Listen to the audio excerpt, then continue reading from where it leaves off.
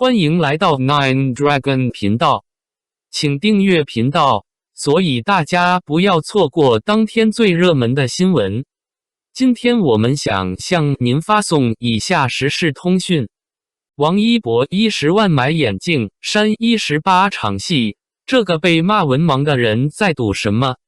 王一博用行动打破偏见，40度高温下苦练禁毒战术。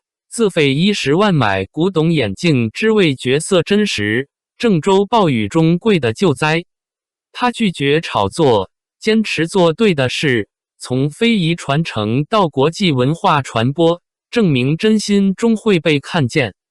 40度的云南边境，他手腕上全是淤青，破门战术练了一遍又一遍，汗水早就把迷彩服浸透了。禁毒支队的队长看不下去，孩子，差不多的了。他摇摇头，再来一次。这是2023年6月的事，彼时距离绝望文盲那场网络审判刚好过去几个月。说实话，我也不知道该怎么看这个人。娱乐圈这滩浑水，大多数人都在往上爬，有人靠炒作，有人靠资本，有人靠运气，但总有那么几个家伙偏要和这个行业对着干。王一博大概就是其中一个。追风者李沈进真死那场戏，我看了3遍，没有撕心裂肺的哭喊，没有刻意煽情的台词，就是手指轻微的颤抖，眼神里的光一点点熄灭。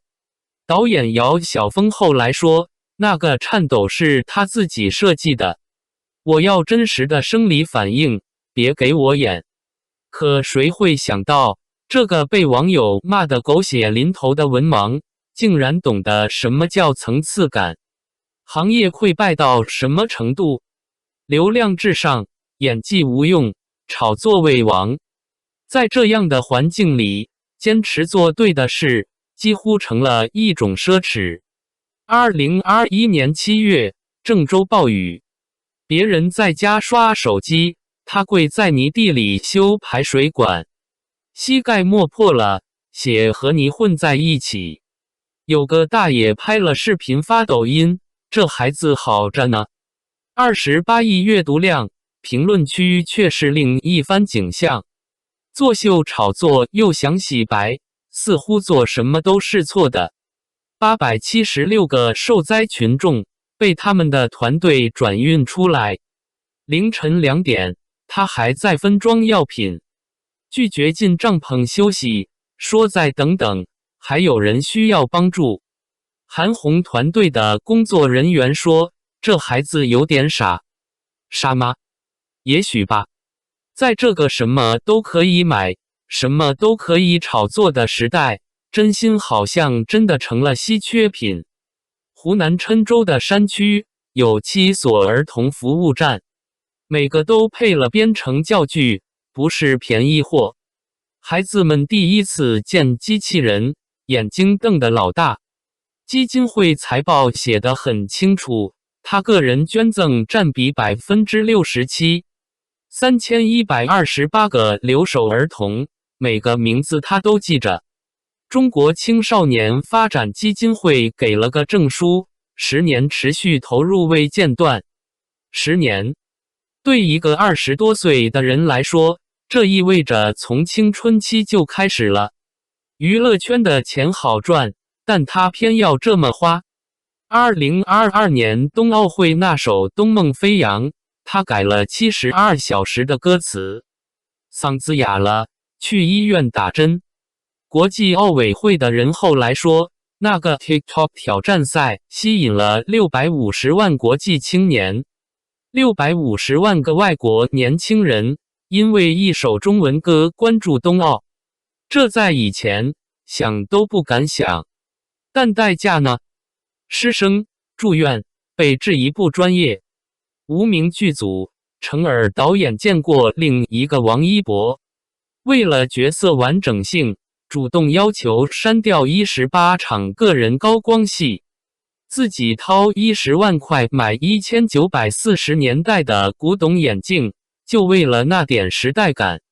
他片酬不到总预算1%时，程耳在北大路演时说，这在圈里很少见。很少见，因为大部分人都不傻。2019年 NBA 中国赛，美方要求他做某个手势时，他换成了抱拳礼。外交部发言人转发了那段视频，说这是青年文化自信的范式。范式有时候觉得他承担的东西超出了一个艺人该承担的。亚洲摩托车锦标赛，摔车后要求打封闭针继续比赛，刷新个人圈速纪录1分54秒。机械师陈震说，这孩子命都不要了。不要命的不只是赛车，还有选择。当绝望文盲事件发酵时，他本可以低头道歉，然后继续当他的流量明星。但在长空之王路演现场，他开始讲肩负16的气动布局原理。航空专家杜文龙发微博，描述完全符合公开技术资料。那一刻，质疑声消失了。不是因为他证明了什么，而是因为他从没停止过学习。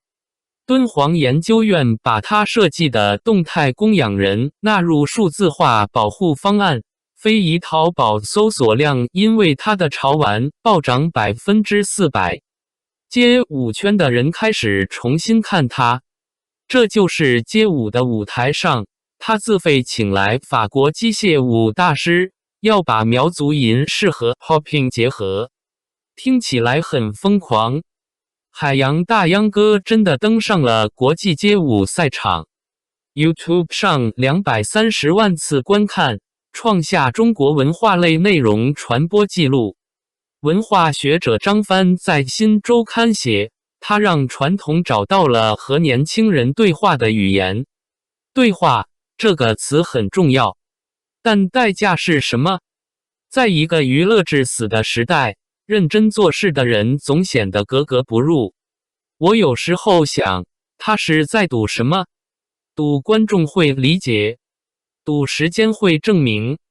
还是单纯的赌这个行业还有救？也许都不是。也许他只是个理想主义者，在一个不太相信理想的时代，固执地做着自己认为对的事。沈进真死了，但演这个角色的人还活着，活在云南边境的训练场上，活在郑州的泥水里，活在敦煌的数字重建中。手腕上的淤青还没消，但眼神里的光重新亮了起来。这大概就是他在赌的东西，相信做对的事，终究会有意义。即使在这个什么都可以被消费的时代里。感谢您观看视频。如果您觉得本时事通讯有用，请不要忘记点赞、评论和订阅。祝您生活愉快，充满活力。再见。